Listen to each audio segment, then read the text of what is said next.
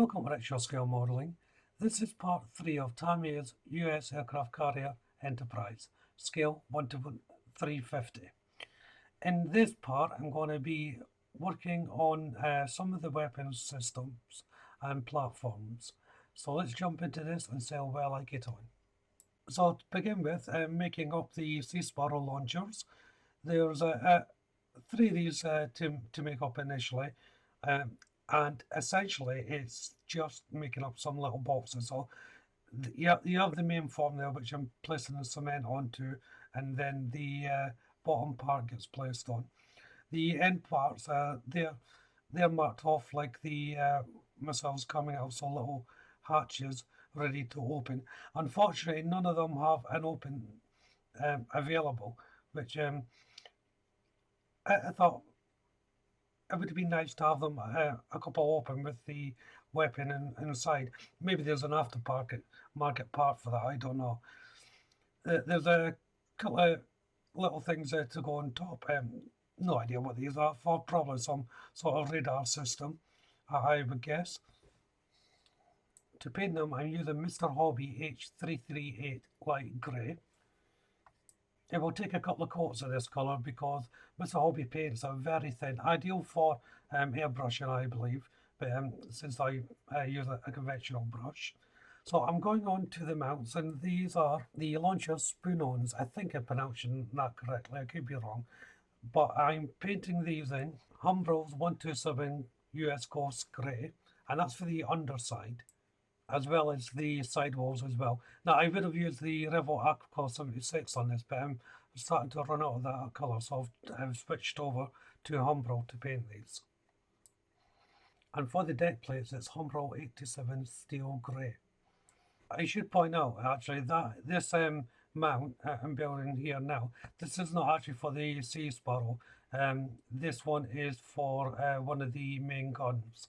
But it's a similar process, and I'll build the Sea Sparrow one after this anyway. So I'm moving on to the main gun for the mount, and there's a tiny little gun to be placed in the house in here. The camera's not really picking up, but it's a little T-bar shaped piece that goes inside this gun mount, and it's simple enough to fit the gun to mount itself. As you can see, the location point for this is quite large, and it just slots in. The dome part of the gun is painted in Revo Aquacolor 05 white, and the body itself is painted in Revo Aquacolor 76 light grey, and the gun itself is painted in Humbrol 53 gunmetal. So it's a real mixture of colour brands here, but again, as I say on my videos, I do this because I really hate mixing up paint. What I'm painting here is little lifeboat pods. I'm actually painting these in the wrong colour, but I'll explain that when I'm placing them on. But this is my first mistake on the build. I now moved on to assembling the Sea Sparrow launch mounts, or Spoonsons even. Well, I'll get used to that name. It's just two parts placed together. In a way, they're quite tricky to line up because of the nature of the lip that goes on the overhang. So you may want to dry fit this just to make sure that you know exactly how they go on. The launcher mount here, the instructions say place it on, then mount it in the actual mount. But I decided to place it in now because it was easier than to lay the launcher on top of that, and for painting as well, of course. But if you're doing it this way, make sure you know that exactly which way the weapon system is going to point, because the mount will only go in one direction because it's a solid mount, it doesn't move. So you want to make sure that you know exactly what direction you want your weapon system pointing at. Next to another set of Spoonsons.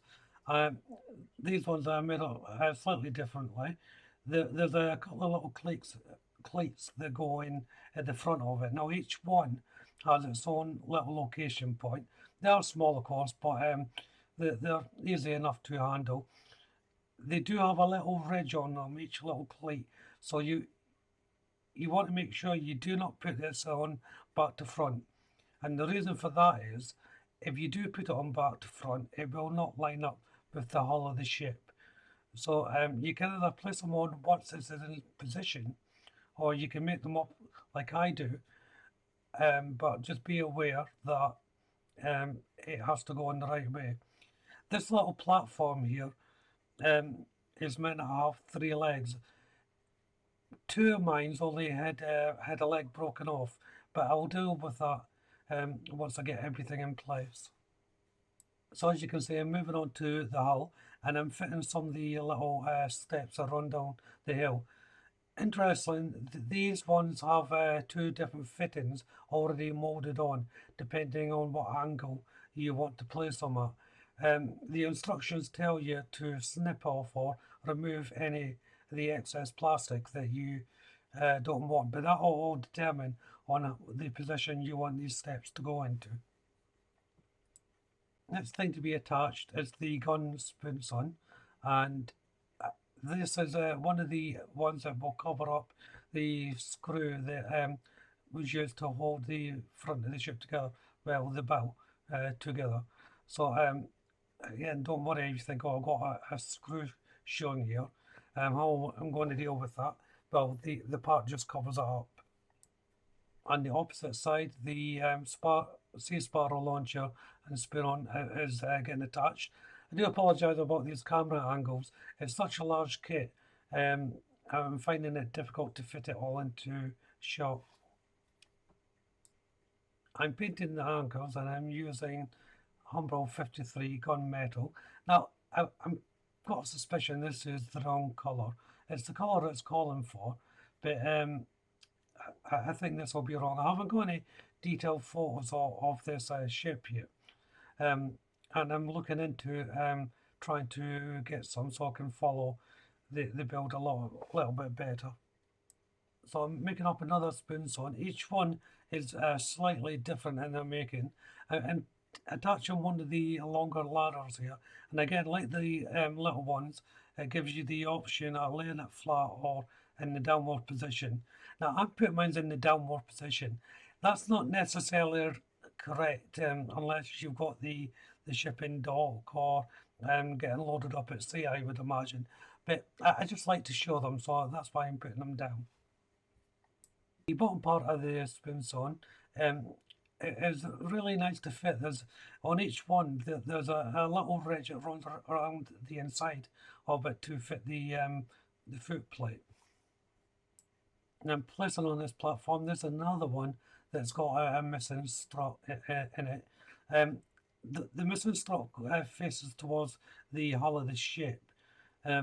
So I was debating whether you can notice it or not, but I do repair it in the end. And the third Spoonson for this batch, again, it's practically the same build, but just in a different configuration to the other two. But all the processes are the same. So I'm just popping on the anchors now. I may take these off again if I decide I don't like the colour that it's called for. I've got a feeling they should be grey or a more metallic-y light colour than the gunmetal colour. But I'll see once I get some photos. Of course, once I get some photos of it, I'll probably realise I've done it all wrong anyway. But hey, you know, that's down the line.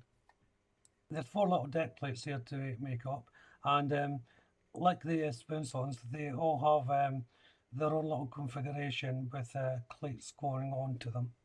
So to replace the legs or struts on these platforms, I'm simply going to use a cocktail stick. They're almost the exact width that I need.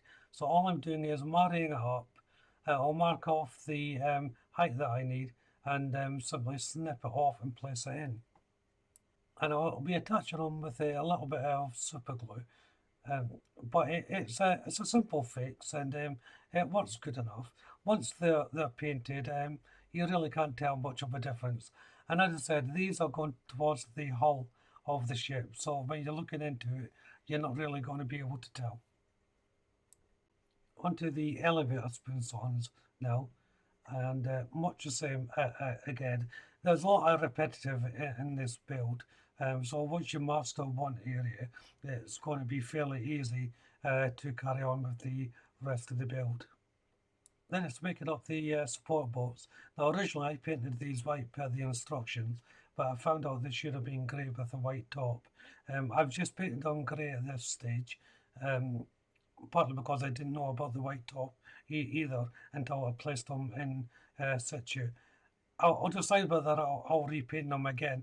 This will be the third time I've painted them, so I'm a bit reluctant to do so. I'm now moving on to the running gantry that runs along the flight deck. So I'm painting these in Humbrol's 127 Coast Grey, US Coast Grey that is. There's a few of these to paint. They don't come in one big massive run to go against the flight deck.